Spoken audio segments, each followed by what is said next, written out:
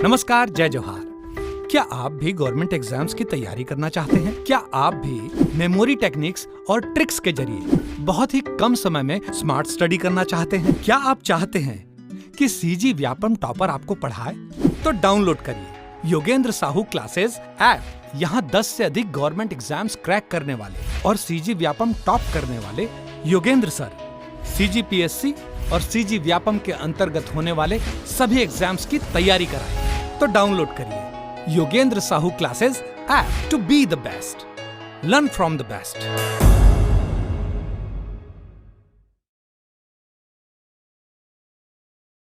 कोई भी सपना साकार करने के लिए सबसे जरूरी है सही कोच का होना। चुनिए Yogendra Sahu classes first rank को और करे अपने सीजी व्यापम CGPSC का सपना साकार। Download the app now.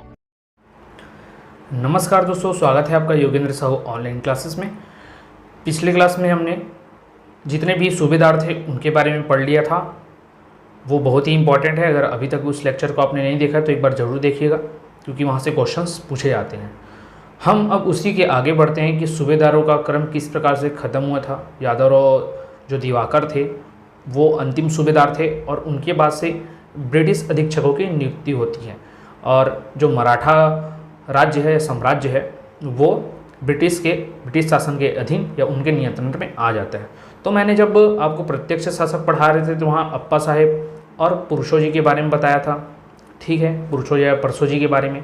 तो वहाँ से एक बार मैं फिर से कहानी को चालू करता हूँ और इसको, ये जो स्लाइड है आप इसको केवल और केवल कहानी के रूप में देखिएगा और जो इम्पोर्टेंट पॉइंट है तो मैंने पहले याद करा दिए। यहाँ भी मैं आपको ओवरव्यू करा दूंगा वो जो इम्पोर्टेंट पॉइंट रहेंगे उनके, ठीक है।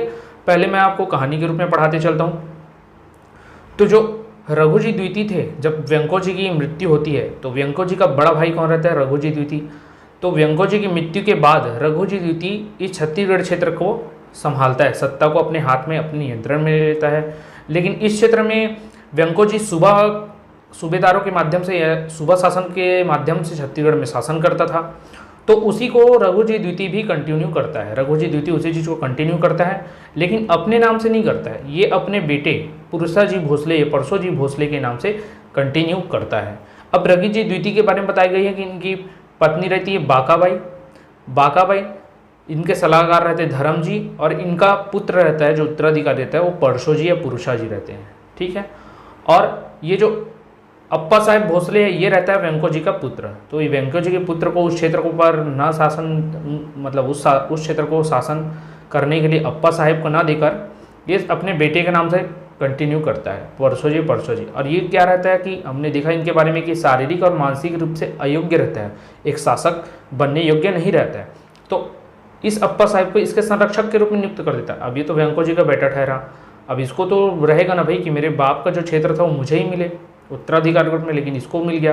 तो अब इसके प्रति वो क्या करता है, नफरत करने लगता है और षड्यंत्र की भावना आ जाती है और षड्यंत्र रचता है और इसकी हत्या भी कर देती है, हमने देखा था। तो कैसे कैसे होता है उसी का क्रम देखते चलते हैं। तो 27 अप्रैल 1816 को अप्पा साहेब क्या करता है, गुप्त रूप से अंग्रेजों के साथ सहायक संधि कर लेता है। सहायक संधि का मैंने मतलब बता दिया था। सहायक संधि करने के बाद जो अंग्रेज का दोस्त वो आपका दोस्त, जो अंग्रेज का दुश्मन वो आपका दुश्मन, चाहे वो दुश्मन आपका घनिष्ठ मित्र ही क्यों ना हो, लेकिन आपको दुश्मन मानना पड़ेगा अगर आपने सहायक संधि स्वीकार की है तो। अब ये अप्पा साहेब सत्ता की लालसा में सहायक संधि तो स्वीकार कर लेता है, ठीक है। और उस समय पुरुषो जी शासन पर रहते हैं और षड्यंत्र रचकर इस पुरुषो जी की हत्या करा देता है, ठीक है। और 9 जून 1816 को उसका संधि का मूर्त रूप हुआ। शर्त था मराठा अंग्रेज सेना रखेंगे, ठीक है, और इसके एवज में 75 लाख रुपए अंग्रेजों को देंगे, ठीक है। अब सहायक संधि से दो तरफा वार करते थे। सहायक संधि किया है तो आपको तो हमारी सेना रखनी ही पड़ेगी, साथ में आपने सहायक संधि आपने की है, आप चल के आए थे, इसलिए आपको 75 लाख रुपए भी अंग्रेजों को देना पड़ेगा। तो उनके सेना के जो सैनिक हैं उनका भरण पोषण भी हो जा रहा है, साथ में उनको एक्स्ट्रा 75 लाख रुपए भी मिल जा रहे हैं, ठीक है। तो ये दो तरफा वार इस तरीके से अंग्रेजों के द्वारा किया जाता था। अब इसमें फंस चुका था कौन? अप्पा साहेब सत्ता की लालसा में था तो पुरुषो जी को षड्यंत्र पूर्वक मरवा देता है, ठीक है, ठीक। अब 10 फरवरी 1817 परसो जी की पत्नी काशीबाई सती हो जाती है उनके साथ में ही, ये भी क्लियर है। 21 अप्रैल 1817 रघुजी तृतीय के अल्प आयु होने के कारण अप्पा साहेब नागपुर राज्य के उत्तराधिकारी नियुक्त हुए एवं इन्होंने पेशवा बाजीराव द्वितीय को अंग्रेज विरोधी थे उनकी सेना से भी अपने हाथ में ले ली थी। अब क्या हुआ, पुरुषो जी का भी एक पुत्र था। पुरुषो जी का भी कौन पुत्र था? रघुजी तृतीय। रघुजी द्वितीय का पुत्र कौन था? पुरुषो जी। और उस पुरुषो जी का पुत्र कौन था? उस पुरुषो जी का पुत्र कौन था? रघुजी तृतीय। ये चीज को आपको याद रखना है, ठीक है। तो इसकी अल्प आयु होने के कारण अब सत्ता तो मुख्य रूप से परसो जी के साथ में था, अप्पा जी तो केवल संरक्षक था। लालसा तो रहती इसकी कि इसे अब मैं सत्ता संचालित करूंगा, लेकिन अल्प आयु किसकी थी? तृतीय की थी। इसलिए अप्पा साहेब नागपुर राज्य के उत्तराधिकारी नियुक्त हो जाते हैं, जब तक ये अल्प आयु में था इस वजह से, ठीक है। और इन्होंने पेशवा बाजीराव द्वितीय जो अंग्रेज विरोधी थे उनकी सेना भी अपने हाथ में ले ली, ठीक है। अब जो बाजीराव द्वितीय थे उनकी सेना को भी अपने कंट्रोल में ला लेता है कौन ला लेता है? तो ये अप्पा साहेब ला लेता है। अब ये ठीक है, ये चीज़ को याद रखना है आपको। अब इसके आगे सीताबर्डी का युद्ध हो जाता है पेशवा और अंग्रेजों के मध्य, मतलब मराठा और अंग्रेजों के विरुद्ध। कब? तो 1817 में होता है, याद रखना है आपको, ठीक है। तो तृतीय आंग्ल मराठा के युद्ध के नाम से जाना जाता है, इसे सीताबर्डी का युद्ध भी कहा जाता है। ये आपके इंडियन हिस्ट्री के पॉइंट ऑफ व्यू से भी इंपॉर्टेंट है, याद रखना है आपको। इस युद्ध में मराठों की हार हुई और अंततः मराठों को अंग्रेजों की सहायक संधि स्वीकार करनी पड़ी थी, ठीक है, स्वीकार करनी पड़ी थी। अब अप्पा साहेब और अंग्रेज अधिकारी जेनकिंस के मध्य समझौता हो जाता है फिर 1818 में, और उस समझौते के तहत क्या बोलते हैं कि जो रघुजी तृतीय है वो जब तक कि वयस्क नहीं हो जाता है तब तक सत्ता का संचालन हम करेंगे। अप्पा साहेब का शासन रहता है, लेकिन अप्पा साहेब आगे चल के उनको धोखा दे देते हैं। किनको धोखा देते थे? अंग्रेजों को, ठीक है। तो अब वयस्क होने तक अप्पा साहेब का शासन रहेगा, राजा रेजिमेंट के आदेशानुसार काम करेगा, ठीक है। राजा जो है रेजिमेंट, मतलब रेजिमेंट उनके जो ब्रिटिश रेजिमेंट रहते थे अधिकारी, उनके आदेश के अनुसार काम करेगा। भोसलों के अधीन क्षेत्रों ग्वालियर, बरार, छत्तीसगढ़, सरगुजा और जबलपुर में अंग्रेजों की शासन व्यवस्था लागू होगी, ठीक है। इस तरीके से समझौता करना पड़ता है उसको। फिर आगे गोंड राजाओं के उकसाने के आरोप में राजमहल में अप्पा साहेब को कैद कर लिया जाता है। अब आगे चल के क्या होता है कि भाई तुमने सहायक संधि किया था, लेकिन तुम आगे चल के मराठा का सहयोग कर दिए, उसके बाद भी तुम्हारे ऊपर दया दिखाई गई और बोला गया कि चलो ठीक है अभी भी तुम शासन करो। उसके बाद फिर भी ये क्या करता है, आगे चल के जो गोंड राजा थे उनके उकसाने पर ये क्या करता है, अंग्रेजों के खिलाफ विद्रोही, मतलब विद्रोही हो जाता है, अंग्रेजों का विद्रोही हो जाता है। तो अंग्रेज क्या करते हैं, इस अप्पा साहेब को कैद कर लेते हैं। लेकिन ये अप्पा साहेब वहाँ के सैनिकों को चकमा देकर भाग जाता है। कहाँ? तो इलाहाबाद से असीर होते हुए लाहौर पहुँच जाता है, ठीक है। अब ये तो भाग जाता है, इसकी खोज में अंग्रेज रहते हैं, ठीक है, लेकिन अंग्रेजों को पकड़ में नहीं आता है। तो अब अंग्रेज क्या करते हैं, सहायक संधि तो लागू हुई थी, पहले रघुजी तृतीय के वयस्क होने तक अप्पा जी शासन कर रहे थे, अब उनकी जगह हम करेंगे क्योंकि उन्होंने सहायक संधि को तोड़ा है। तो अब ये क्या करेंगे कि जो रघुजी तृतीय इनके वयस्क होने तक अब सारे सत्ता का कंट्रोल अपने हाथों में ले लेते हैं, ठीक है। तो इस प्रकार क्या होता है कि अप्पा साहब की करतूतों की वजह से पूरा जो मराठा साम्राज्य है वो जो छत्तीसगढ़ क्षेत्र में था वो अब अंग्रेजों के कंट्रोल में आ जाता है इस सहायक संधि की वजह से। तो अब इस सहायक संधि की वजह से क्या हुआ, ना तो अप्पा साहब को उनका शासन मिला, ठीक है, ना वो सहायक के रूप में, ना ही मराठा लोग अपना साम्राज्य व्यवस्था मतलब सही ढंग से सुचारू रूप से चला पाए इस क्षेत्र में, केवल और केवल अप्पा साहब की सहायक संधि की वजह से। अब वो तो भाग जाते हैं और सारा नियंत्रण किनके हाथों में आ जाता है, ब्रिटिश नियंत्रण में। तो इसमें केवल इतना ही था, ठीक है। आगे देखते हैं। अब नागपुर के रेजिडेंट जेन्सकिन द्वारा मराठा साम्राज्य में ब्रिटिश नियंत्रण संबंधी घोषणा की जाती है। कब तक? तो रघुजी तृतीय के वयस्क होने तक। फिर पहली बार छत्तीसगढ़ अंग्रेजी शासन के अधीन हो जाता है 1818 में, जैसे कि हमने पढ़ा था ब्रिटिश नियंत्रणकालीन मराठा शासन 1818 से 1830 तक। फिर 1840 में 44 वर्ष की आयु में अप्पा साहब की मृत्यु हो जाती है, आगे चलकर उनकी मृत्यु हो जाती है, ठीक है। तो ये था ब्रिटिश शासन के अधीन मराठा, ये कैसे कैसे आए। तो कैसे कैसे आए एक बार मैं समराइज करते चलता हूँ ताकि आपको अच्छे से समझ में आ जाए।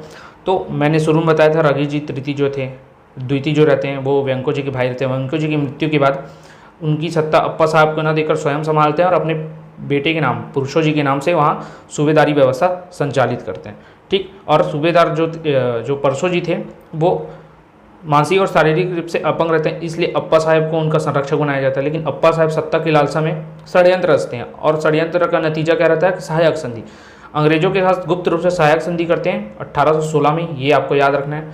और षड्यंत्र करके इनको मार देते हैं, किसको? अब परसों जी को मारने के बाद जो रघुजी तृतीय रहते हैं उनकी आयु बहुत ही कम रहती है, तो इस वजह से सारा सत्ता का उत्तराधिकारी किसको बना दिया जाता है, अप्पा भोसले को, जो किसकी उसकी मंशा थी, उस मंशा के तहत ये शासक बन जाता है। ठीक है, और जो बाजीराव पेशवा जो पूना में पेशवा रहते थे उनकी भी सेना इसके अंतर्गत आ जाती।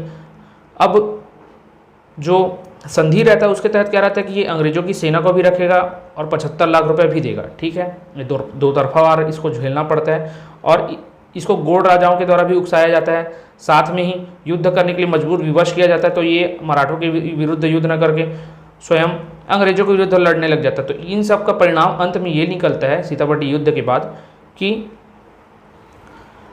युद्ध का परिणाम ये निकलता है कि अप्पा साहब को एक बार सुलह मतलब समझाइश दी जाती है कि आप ऐसा ना करना, अगले बार नहीं तो आपको हटा दिया जाएगा। लेकिन ये बाद में आगे चल के जो गोंड राजा थे उनके उकसाने पर फिर आ जाते हैं और फिर से विद्रोह करते हैं। इसके तहत क्या किया जाता है कि इनको अपदस्थ कर दिया जाता है सत्ता से और ये इनको कैद कर लिया जाता है। तो कैद करते समय ये क्या भाग जाते हैं, लाहौर पहुंच जाते हैं। ठीक, तो भाग कर कहाँ जाते हैं, लाहौर। ये याद रखना है, कौन, अप्पा साहब। और वहीं 44 वर्ष की आयु में 1840 में उसकी मृत्यु हो जाती, इतना याद रखना।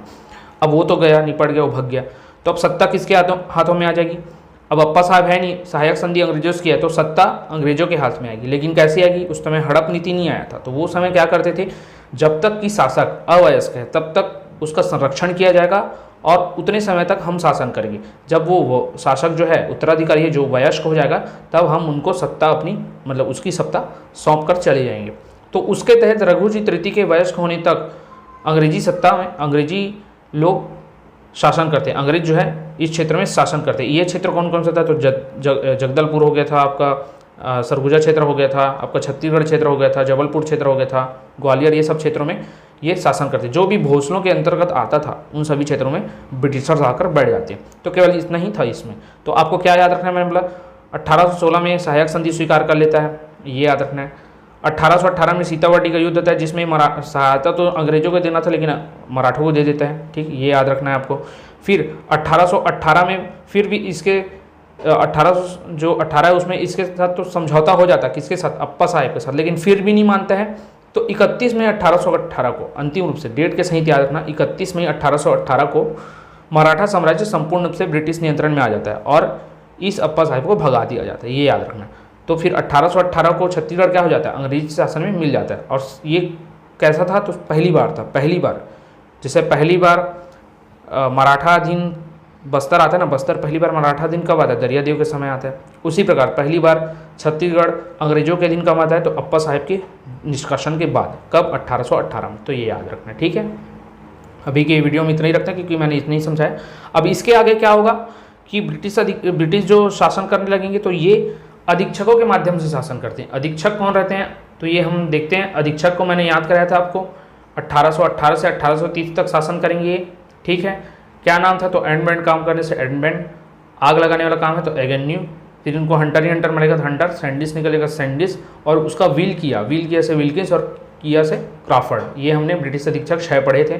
सन भी याद किया था कि 1825 से 18 से 25, फिर 25 से फिर 28, फिर 28 से 30, इस तरीके से 6 सभी अधीक्षकों का हमने शासन क्रम भी याद किया था। तो ये अब नेक्स्ट वीडियो में कवर करेंगे। मैंने ओवरव्यू दे दिया ब्रिटिश अधीक्षकों का, किनके जगह आएंगे, तो ये जो सूबेदार होते थे उनको हटाकर इनको नियुक्त किया जाता है, जिसे ब्रिटिश सुपरिटेंडेंट भी कहा जाता था। ठीक है, तो ये आपको याद रखना है। अब ये तो कवर करा दिया मैंने किस प्रकार से मराठाधीन आ गया। अगले लेक्चर में मैंने बताया कि ब्रिटिश अधीक्षक हम पढ़ेंगे।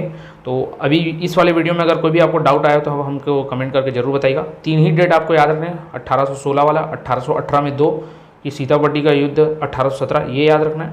ठीक, और कारण क्या था, तो रघुजी तृतीय का अल्पायु होने के कारण, और दूसरा कारण अप्पा साहब को तो नियंत्रण दिया जाता है लेकिन अप्पा साहब विद्रोह कर देता है, इस वजह से उसको निष्कासित कर दिया जाता है। तो इन 4-5 पॉइंट को बस आपको याद रखना है। बाकी सब स्टोरी टेलिंग जो बताया तो उस कहानी के रूप में याद कर लेना कि किस किस सीक्वेंस में वो चीज़ हुआ था। ठीक है, 1 से 2 बार देखोगे तो आपको वो पूरा समझ में आ जाएगा। अभी के लिए इतना ही, धन्यवाद।